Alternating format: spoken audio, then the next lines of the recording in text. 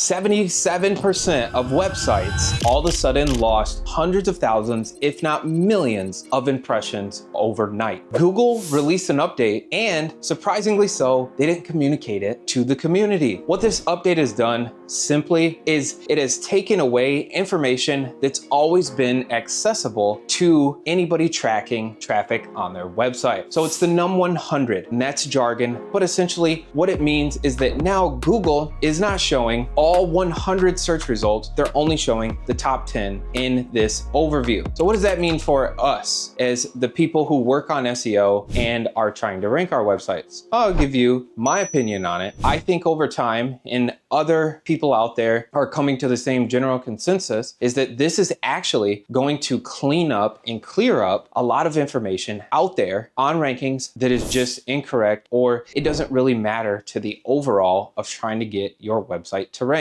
So basically right now, if you just think there's so much search impression information coming in that it really is, and I always say this to clients, it's overwhelming, and that there's so much data. What do you look at? What's really important? So by reducing down the amount of that data we're able to see, as long as in the long term we can still pull out the information we need, it's not going to change anything on our end as SEOers, because this doesn't change ranking, it's not changing the algorithm, but it's giving us a more clear view of the analytics that are there. But in the short term, there's the ramification of that, how it was tracking before the search impressions and with the num100 to how it's showing now are quite different. So it makes the numbers look different, because if you don't compare at the same default basis, this is just what happens. It's always my predicament and challenges in presenting any type of analytics is how do you present it to the client consistently and on the same format. That's why we go just by a monthly format, by use case, in that we don't look past time on how,